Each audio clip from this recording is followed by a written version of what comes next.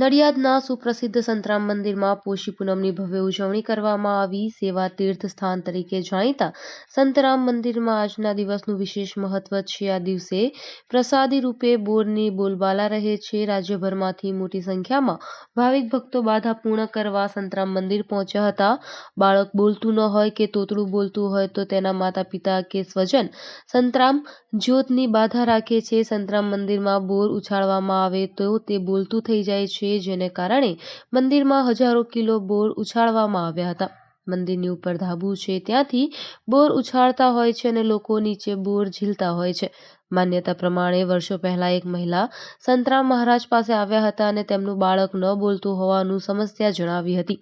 આ સમયે સંતરામ મહારાજે બાળક બોલતું થઈ જાય એટલે યથાશક્તિ પ્રમાણેની વસ્તુ ધરાવવા જણાવ્યું હતું. માનતા પૂર્ણ થતાં મહિલાએ બોર ધરાવ્યા હતા. ત્યારથી આ પરંપરા ચાલતી આવે છે.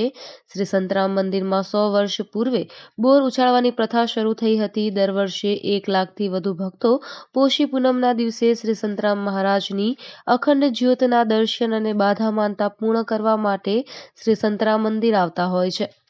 Bureau report, Satyanirbhay news channel.